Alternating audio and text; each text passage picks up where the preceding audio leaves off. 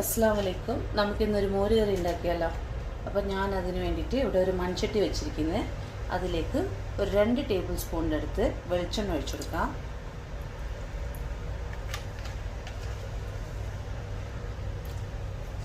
എണ്ണ ചൂടായി കഴിഞ്ഞു. ഇപ്പം നമുക്ക് 1 ടീസ്പൂൺ കടുകിട്ട് കൊടുക്കാം.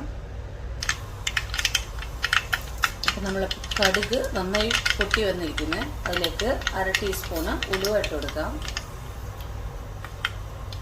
ഉലുവ പൊട്ടിയതിന് ശേഷം 1/2 ടീസ്പൂൺ ജീരകം ഇട്ട് കൊടുക്കാം. എന്നിട്ട് അതിലേക്ക് 2 വറ്റൽമുളക് ഇട്ട് കൊടുക്കാം. എന്നിട്ട് ഇതിലേക്ക് ഒരു പീസ് ഇഞ്ചി ഇട്ട് കൊടുക്കാം, ചോപ്പ് ചെയ്തതാണ്. ഒരു 3 അല്ലി വെളുത്തുള്ളി ചോപ്പ് ചെയ്ത് ഇട്ട് കൊടുക്കാം. ഒരു 6 ചെറിയുള്ളി ചോപ്പ് ചെയ്ത് ഇട്ട് കൊടുക്കാം.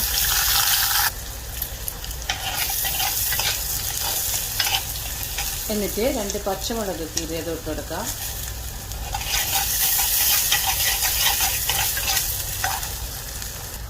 എന്നിട്ട് ഇതിലേക്ക് കുറച്ച് കറിവേപ്പില ഇട്ട് കൊടുക്കാം. ലാസ്റ്റാണ് കറിവേപ്പില ഇട്ടിരിക്കുന്നത്. എന്നിട്ട് ഒരു 1/2 ടീസ്പൂൺ മഞ്ഞൾപ്പൊടി ഇട്ട് കൊടുക്കാം. ഒരു 1/2 ടീസ്പൂൺ കാശ്മീരി ചില്ലി പൗഡർ. എന്നിട്ട് കുറച്ച് കായപ്പൊടി ഇട്ട് കൊടുക്കാം. കായപ്പൊടി ഇടുമ്പോൾ പ്രത്യേക ടേസ്റ്റാണ്.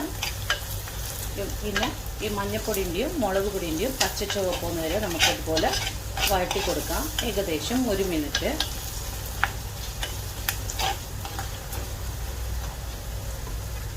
ഈ സ്റ്റേജിൽ നമുക്ക് തൈര് ഒഴിച്ചു കൊടുക്കാം.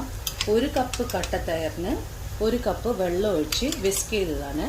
അതും കൂടി ആഡ് ചെയ്ത് കൊടുക്കാം.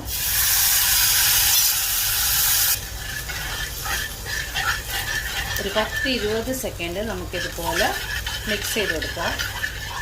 തിളക്കരുത്.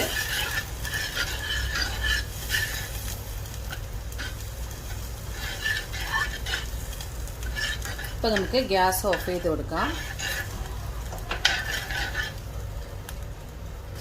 ഇനി ലാസ്റ്റ് നമുക്ക് ഉപ്പ് ആഡ് ചെയ്ത് കൊടുക്കാം.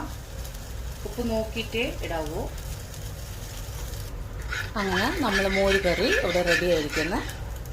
5 മിനിറ്റ് കൊണ്ട് നമുക്ക് ഈ മോര് കറി ഉണ്ടാക്കാം.